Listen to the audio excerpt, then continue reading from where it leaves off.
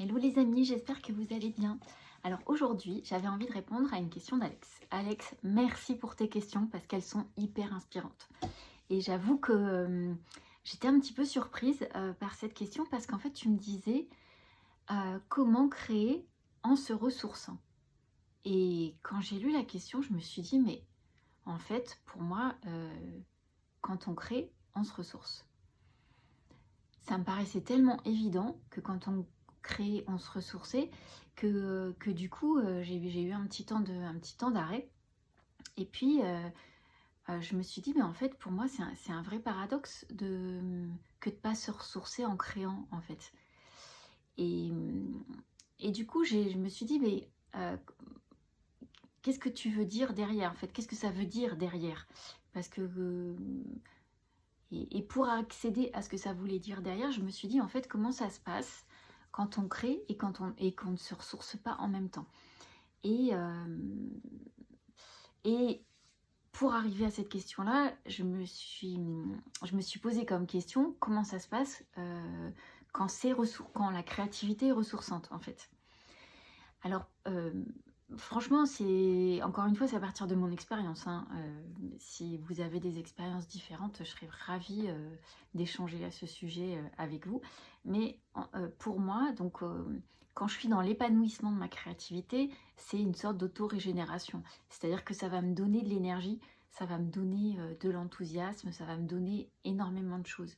Et surtout, je pense que je vais sentir mon enfant intérieur s'amuser, être dans la joie, dans le jeu, dans le plaisir. Alors c'est pas forcément à chaque fois dans la joie, youpi tralala, tout va bien, génial. Ça peut être aussi des moments de sérénité, de calme, de paix intérieure, quelque chose de beaucoup plus, de moins expansif, de beaucoup plus soft. Mais en tout cas, quand je suis dans ces états-là de créativité, c'est profondément nourrissant et c'est profondément ressourçant. Et à partir de ce point-là, je me suis dit donc, comment ça se passe quand je suis en mode créatif, mais que c'est pas ressourçant. Et en fait, quand je suis en mode créatif et que c'est pas ressourçant, c'est la plupart du temps, c'est que je tire trop sur ma créativité.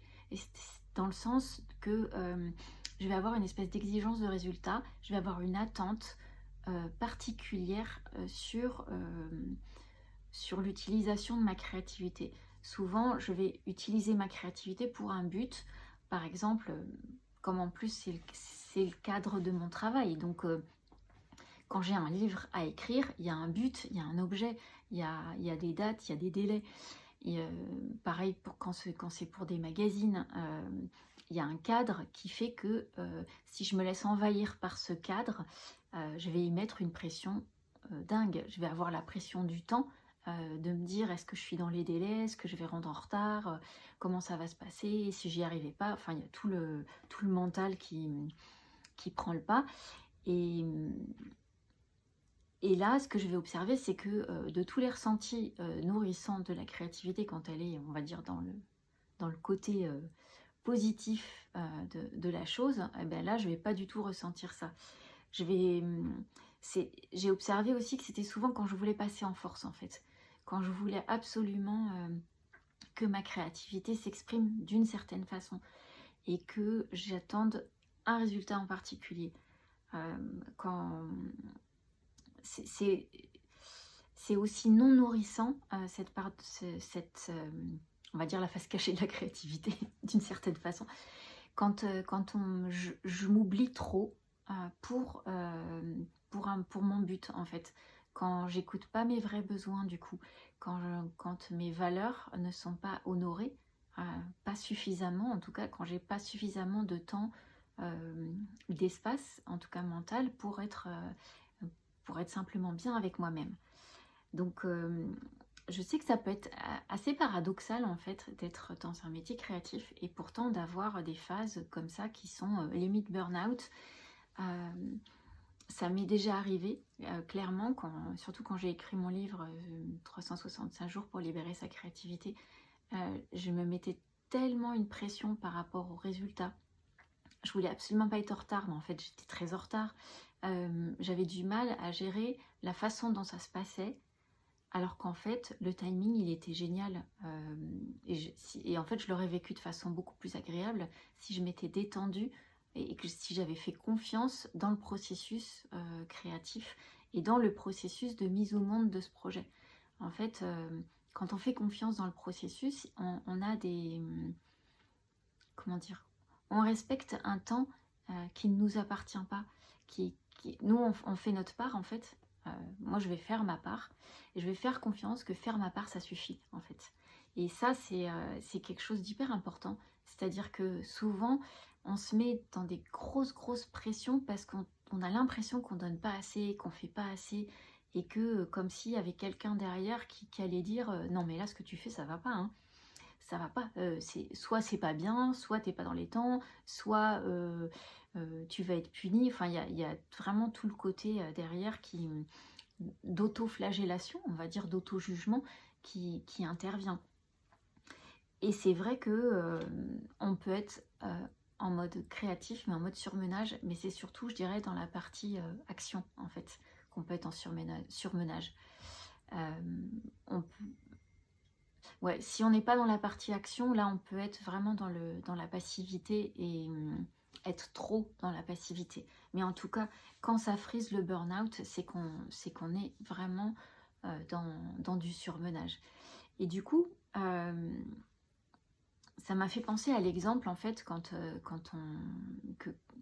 que vivent aussi des auteurs et illustrateurs en fait, que par exemple ils ont un projet de cœur énorme qu'ils adorent, enfin c'est un truc, voilà, c'est un énorme plaisir d'écrire, c'est un énorme plaisir de dessiner, et en fait à un moment donné, ils en font tellement, les délais se raccourcissent, ils ont l'impression d'être en retard, et ils le sont, enfin on l'est selon notre perception, selon les délais de l'éditeur, etc.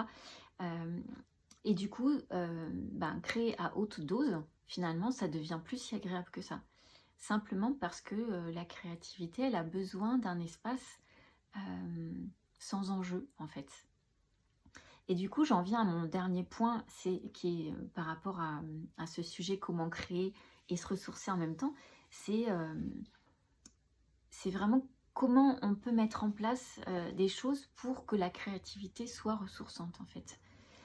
Et je dirais que la première chose, en tout cas, c'est d'accepter ses limites. C'est de se dire qu'on ne peut pas aller plus vite que la musique, on ne peut pas faire plus, on fait déjà du mieux qu'on peut, et accepter que le mieux qu'on peut, c'est peut-être pas ce qu'on s'imaginait, mais qu'en même temps, c'est déjà génial de le faire. Et ça va permettre de reconnecter à une sensation de satisfaction aussi, que ok, peut-être que je ne vais pas arriver à gravir la montagne d'un coup d'un seul, mais je vais mettre un pied devant l'autre et je vais avancer. Et souvent, on n'accorde pas assez de valeur sur le fait qu'on avance un pas avant l'autre. Et que le pas qu'on fait, il n'est plus à faire. Et que finalement, si on avance tous les jours un petit peu, sur l'espace de 3 mois, 6 mois, on aura énormément avancé. Mais on a l'impression que dans notre journée, on n'avance pas assez. Et ça revient toujours à cette histoire de pression qu'on se met, hein. C'est vrai que ça nous pollue l'esprit et on n'a plus la vision claire de ce qu'on a en fait, et de ce qu'on fait et de la façon dont on avance. Donc je dirais que une autre clé en fait pour retrouver cette créativité ressourçante, c'est d'arriver à prendre suffisamment de recul par rapport à la situation et de se dire, est-ce que l'enjeu est si important que ça, en fait? Mais voilà, après, ça dépend vraiment des situations. Là, en l'occurrence, Alex, je sais que tu es en crèche. Je ne connais pas les cas particuliers que tu vis dans ta situation. Néanmoins, je pense que tu peux quand même te poser la question, c'est est-ce que tout ce que je fais quel est l'enjeu derrière? Et est-ce que c'est si important que ça de le faire rapidement, là, maintenant, tout de suite, ou est-ce que ça peut attendre un petit peu? Est-ce que ça peut être fait d'une autre façon, plus souple, en fait? Et tout ça, ça va commencer à permettre qu'on retrouve un espèce de calme intérieur, d'être, s'accorder des petits temps dans la journée de recentrage, mais ça je crois que tu le fais déjà, euh, et, mais peut-être s'en accorder peut-être encore plus en fait. Et souvent, enfin, quand on est en présence d'autres personnes, en l'occurrence là, Alex, au niveau de la crèche, tu es souvent très très entouré. Est-ce que, je me dis, est-ce que ce serait pas imaginable d'avoir des temps de ressourcement qui soient avec, que tu puisses mettre en place avec les personnes qui t'entourent, avec les enfants, avec les accompagnants. Est-ce que ça, éventuellement, ce serait possible? Et je pense que ce qui permet de créer et de se ressourcer en même temps, c'est vraiment de se reconnecter au plaisir de faire les choses, à la joie. Et des fois, bah, c'est super compliqué de se reconnecter comme ça, d'un claquement de doigts en disant ça y est, je vais me mettre en joie, quoi. Bon, des fois ça marche, mais des fois ça marche pas. Et du coup, je me suis dit, ben, en fait, ça peut être intéressant de faire la liste à un moment plus calme, extérieur, de qu'est-ce que j'aime dans ce travail-là, en quoi cette situation a des avantages. Et moi, je le fais quand je perds ma vision, en fait, de ce que j'aime dans ce que je suis en train de faire. Et même si on adore son métier, on va dire, il y a des moments où c'est compliqué, malgré tout, parce qu'on perd la vision, on perd peut-être le sens aussi de ce qu'on fait. Et retrouver tout ça, ça nous permet de reconnecter à une créativité épanouissante. Ici, un des avantages que je peux voir, en tout cas dans ta situation, Alex, comme tu es auprès des enfants, c'est que les enfants sont source de créativité incroyable. Ils sont directs, ils vont plonger dans le jeu de façon directe. Et, et ça, c'est quelque chose que tu peux vraiment utiliser quand quand on est proche des enfants, on peut vraiment utiliser ça, c'est un atout majeur. Bon, j'ai fait une petite coupure parce que j'entendais mes voisins passer et que ça m'a perturbée. Donc du coup, je me suis arrêtée. Et donc pour conclure, on va dire, cette vidéo, j'avais envie de partager un des trucs qui marche vraiment bien pour moi quand je suis dans une situation un peu stressante, où je me dis, bah, finalement, comment je pourrais utiliser ma créativité pour rendre cette chose qui n'est pas forcément très agréable, la rendre plaisante. Par exemple, cette semaine, j'étais en mode comptabilité à fond parce que je dois rendre des papiers à mon association de gestion, il faut que ce soit dans les clous et tout machin. Et puis franchement, il y a des moments, c'est super prise de tête, quoi. Donc je me suis dit, bah voilà, comment j'ai envie de me sentir. Voilà, une des questions, c'est comment j'ai envie de me sentir dans cette situation. Et de le ressentir dans mon corps, en fait. Et en fait, moi, j'ai envie de me sentir joyeuse, sereine, confiante.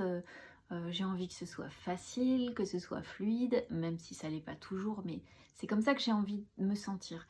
Donc déjà, j'ai l'impression, je remplis ma jauge intérieure de ces émotions, de ces ressentis, ce qui fait que quand je m'y mets, eh ben, c'est beaucoup moins siphonnant au niveau de l'énergie. Et l'autre, vraiment, ouais, l'autre question, c'est comment je peux rendre ça joyeux, amusant, pour que la pilule soit un peu plus facile à avaler. Et il y a des moments, bah, je m'imagine en mode, je mets des couleurs sur ma compta, je note des trucs, je me dis, tiens, je suis un petit peu une businesswoman, alors petite businesswoman, mais quand même, j'aime bien que ma compta soit claire, d'avoir cette sensation que les choses sont à peu près mises dans l'ordre, même si des fois je sais que j'ai beaucoup de mal à rentrer dans les cases, même au niveau, enfin surtout oui, au niveau compta aussi, parce que voilà, je suis un peu hors cadre. Bah, malgré tout, avoir mon classeur de compta bien rangé, ça c'est satisfaisant pour moi, de savoir que j'ai fait les choses dans les temps, c'est satisfaisant. Et donc toutes ces petites victoires-là, je les honore parce que ça me permet d'avancer et de me sentir bien. Voilà, voilà. Donc, en petit résumé, comment créer et se ressourcer en même temps?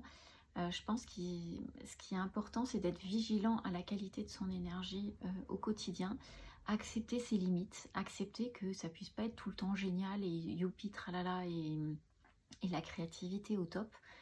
Et, et puis faire avec ce qu'on a. Et déjà rien que de se poser la question de comment utiliser ma créativité pour vivre cette situation de façon plus rigolote, et ben je la lance comme une graine et je vois ce que ça donne au cours de ma journée. Et très souvent j'ai des idées qui émergent à un moment donné où j'y pense pas. Et, dans ces cas-là, je note ces idées et je les mets en application. Donc voilà. Écoute, Alex, tu me diras ce que tu en penses, si ça a répondu à ta question ou pas, et si ça t'a inspiré. Et je vous remercie d'avoir écouté cette vidéo qui est un petit peu plus longue que d'habitude, mais je pensais, enfin, il y avait vraiment beaucoup de choses à dire. Et j'espère que ça vous aura inspiré aussi par rapport à ce que vous traversez dans votre créativité actuellement. Je vous dis à très bientôt et je vous embrasse. Ciao, ciao!